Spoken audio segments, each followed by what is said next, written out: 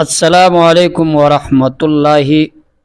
دوستانو د محرم یو بل وظیفه در سره شریک کوم چې دا داسې وظیفه ده ان شاء الله له وظیفې کولو نه بعد به ستاسو هر دعا فورا قبلیږي.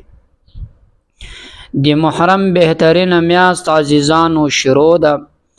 د محرم دا کمی اولین لس ورځې چې دا الله ته ډېرې محبوبې دي. نو دغه یو عمل چې زه له تاسو سره نن شریک کوم دا مثلا داسې عمل ده که چیرې تر دې لسو ورځو مخکې تاسو دا عمل وکړئ او د هر حاجت لپاره دعا وکړئ، د هر خواهش لپاره دعا وکړئ او د هر مقصد لپاره چې تاسو دا وظیفه وکړئ ان شاء الله زه تاسو ته اطمینان در کوم چې سل فصله کې به ستاسو هغه مقصد پوره کیږي، ستاسو هغه حاجت به پوره کیږي او ستاسو د زړه چې کم جائز خواهش ده هغه به پوره سي. خو یوازې داسې مه کړئ چې یوازې د دنیوي مقاصدو لپاره کوئ یا یوازې د دنیوي حاجاتو خواهشاتو لپاره کوئ، بلکې کوشش به مو دا وي چې څنګه چې موږ او تاسو وظیفه د دنیوي حاجاتو لپاره کوو دغسې به د آخرت د حاجاتو لپاره هم کوو. لکه څنګه چې موږ او تاسو په دنیا کې خپل مقصد په وظایفو پوره کول غواړو او له مصیبتو له غمو له پریشانیو څخه خلاصون غواړو، داسې به زموږ او ستاسو پوره کوشش دا وي چې د آخرت مقاصد به هم موږ تاسو پوره کوو، د آخرت له مصیباتو غمو پریشانیو څخه به په دې وظایفو موږ او تاسو خلاصون غواړو. ځکه چې د دنیا مثلا مصیبتونه، د دنیا غمونه، د دنیا پریشانی دا ختمېدونکي دي. داسې نشي کېدلی چې یو سړی دی له پیدایشه بیا تر مرګه پورې په غمو کې مبتلا یې په مصیبتو کې په تکالیفو کې د اخته وي. دنیا ده که چیرې بیا هم پر انسان باندې تکلیفونه راځي، داسې یو انسان پیدا سي چې له پیدایش څخه تر مرګه پورې دی په مصیبتو کې اخته وي، خو چې کله مړ شو له مصیبتو غمو څخه خلاص شو. او یو انسان وي مثلا کله چې دی له پیدایشه تر مرګه پورې په خوشحالیانو کې وي، خو کله چې مړ شي خوشحالي هر څه پاتې وي.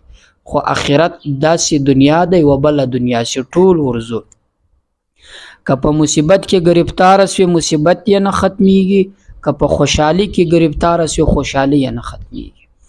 یعنې هغه داسې دنیا ده چې هیڅ کله ختمېدونکی نه لري. هغه د دنیا داسې مصیبتونه غمونه دي چې کله پر داسې انسان چې هغه کافر وي ورباندې راشي هیڅ کله ختمېدل نه لري. پر مسلمان چې خوشحالیان راغلي خوشحالي یې هیڅ کله ختمېدل نه لري. نو دا وظیفه به دوستانو کوشش کوو لکه څنګه چې د دنیا مقاصدو لپاره یې کوو د آخرت لپاره به هم کوو. دا ډیره بهترین عمل ده ان شاء الله. دا د محرم تر د لسو ورځو مخکې وکړئ چې دغه لس ورځې راځي ستاسو هر حاجت به الله پوره کړي، ستاسو هر دعا به الله قبول کړي او تاسو چې د هر مقصد لپاره وکړئ چې جایز وي، که دنیوي مقصد وي که اخروي وي، ان شاء الله په دې دواړو کې به تاسو ته الله تعالی کامیابی درکوي. دا د محرم میاشت ده.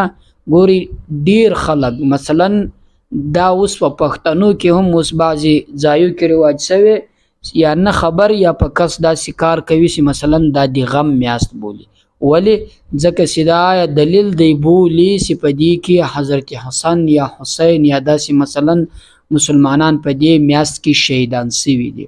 که تاسو سوچ او فکر وکړئ که چیرې رښتیا په دې شهادت سره د میاشتو ته د غم میاشت ویل کېدلی نو تر دغه غټه هستي چې تر ټول جهان دنیا و آخرت تر ده مخکې نه څوک شته، نه تر ده محبوب الله ته شته، نه نږدې الله ته شته، چې ټوله دنیا د ده له وجه پیدا شوې ده چې حضرت محمد مصطفی صلی الله علیه وسلم ده. هغه هم د په کومه میاشت کې تللی ده له دې دنیا. غم میاشت ګوره نه په حدیث نه په قرآن په هیڅ کې هم د غم میاشت نه دی ویل شوي، ځکه چې هغه تر هر څه غټه هستي وه.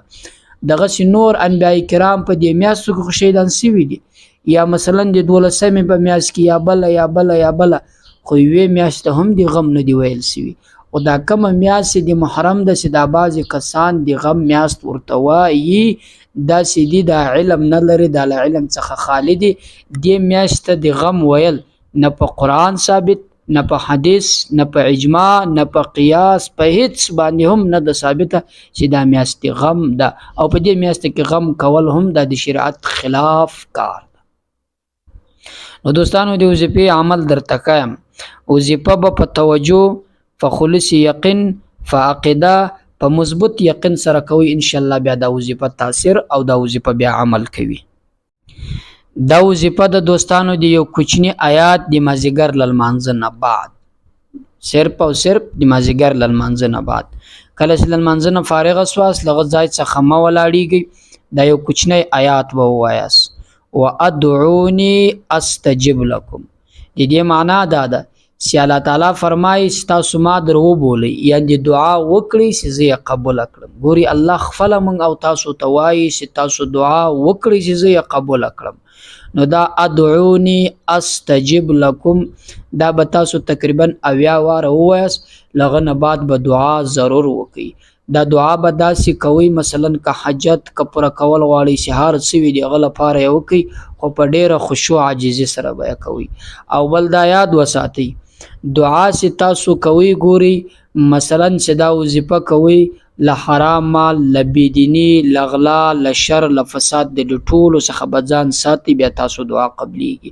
که چیرې په تاسو کې دا ټول شان موجود وي که زر کاله هم پر سجده پرېوځئ او دعا کول غواړئ ستاسو دعا نه قبلیږي ځکه چې کم څوک چې حرام مال خوري په حرام مال یې ګزاروي هغه انسان دعا قطعا نه قبلیږي.